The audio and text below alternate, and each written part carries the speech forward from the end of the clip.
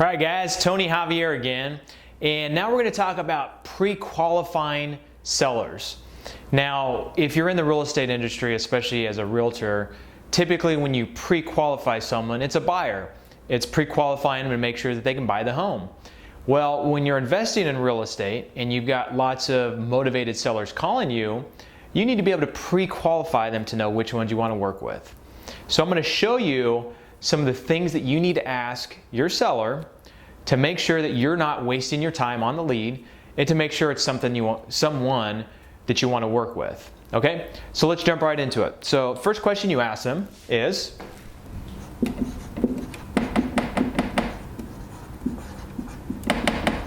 the obvious one, what's your asking price? So you're going to get a lot by that. You're going to know what their motivation is for the most part.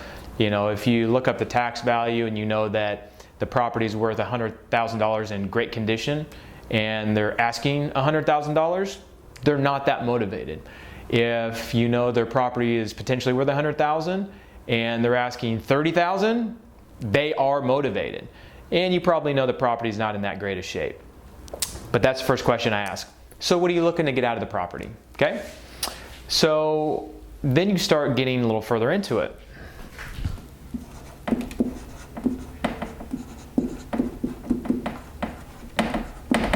Why are you selling? So this is something that you'll get a lot of information from. You say, why are you selling? Well, you know, I haven't done maintenance on the property in 30 years. Got some foundation issues. I know if I let it go any further, my property value is going to decline. So you know they're selling because they didn't take care of the property. Or they may say, oh, I've got I'm moving out of town. I've got to be out next week to Colorado, and I've got to sell now. Boom, you've got why they're selling, you've got how motivated they are, and you know what time frame they need to sell in. So you get a lot from just asking that one question, why are you selling? Then you start getting into the property itself.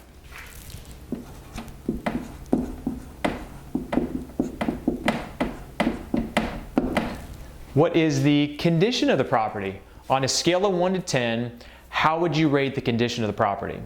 Now, sellers typically think their property is in better shape than it usually is, and they also think that it's worth more than it really is. So, you know, you're going to gauge, on a scale of 1 to 10 where they think their property is. If they say it's a 10, chances are it's probably a 9 or an 8, but it's still in good shape. But if they tell you flat out, it's probably a 3. I haven't done crap to it in the last, 15 years. Gutters are falling down, the foundation is an issue, and I need out. I want out. Right there, you're going to know that you've got a pretty good lead. Now, there's obviously some other factors that are going to come into play, but if they tell you that their property's a 3, then chances are you're going to be able to get them to understand why their property is worth what you need to pay for it. Okay? So next, we're going to ask them, this is kind of a dreaded question, but as you build that rapport, remember there's 3 things that you do as sellers. You build a rapport with them, you show them that you care, and then you help to solve their problems. Now, when you start getting through this, you're going to see what their problems are and how to overcome them. But if you start building that relationship, this question right here is going to be a lot easier. Now, if you just go into it and you're a bulldog and you're like, well, how much do you own the property? And they know that you don't care and that you're not really taking this as seriously as they want it to be taken, or as loving and caring as they want you to be, then they may not give you this answer. But if you do those 3 things and you start building that relationship, once you get to that question, what do you owe? They're going to give it to you. And actually 9 times out of 10, they're probably going to give it to you anyway. Because these sellers that are calling you are motivated. So they're going to give you what information they think that you want in order for you to help them.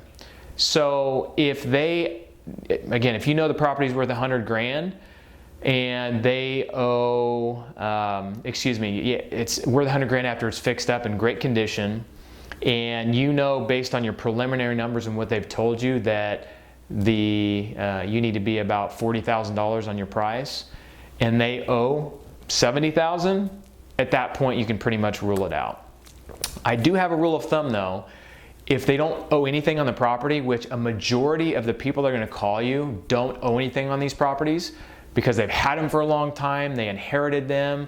Those are the two typical ones. They typically, a lot of sellers just don't owe much, if anything, on their properties. So I have a rule of thumb: if they don't owe much or anything on the property, we schedule them. So I don't care whether they say they want $90,000 for the property, even though I know in the best day it's worth $100,000. If they don't owe anything on that property, we're gonna go meet with them. And we're gonna meet with them for two reasons. One is, eventually, as they go to sell, especially if we know that the condition is maybe a 5 and they're trying to get that $90,000, that eventually they're going to come down. We're going to get them, we're going to build that relationship even further so that we can either try and show them why the property is worth, $40,000 or $50,000 or whatever our number is. And also, as they meet with other investors, the investors are going to tell them the same thing. So while they may be stubborn in the beginning and say, I need $90,000 for this property now, eventually they're going to come down and come to reality. Okay? And I've met with a seller before that in that same situation said, I need $70,000 for this property, and I knew good and well that I needed to be at 30. I went and looked at it anyway, made him the offer. I said I need to be at 30,000. They pretty much told me to go away and where to put it. And long story short, they called me 60 days later and said, you know what, I liked you the best. I had a lot of other people that were pretty much around the same number. I realized that I was asking way too much. When can you come sign the contract? Boom. So had I not asked them what they owed and known that they owed nothing, if I hadn't known that the condition was where it was, to know that even though they were asking that high number, that based on that condition, that I'd be able to possibly, and other people may possibly, talk them into a lower number. And just going through the whole thing. That's how you deal with sellers. Is you got to be able to go through a lot of these questions to figure out what it is that you do, or what it is you need to do to solve the problem. So let's talk about one more.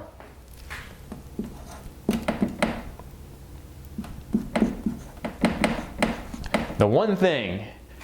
Ask them, what is the one thing, if I were to be able to help you, if there was one problem or one thing that I could solve, what would that be?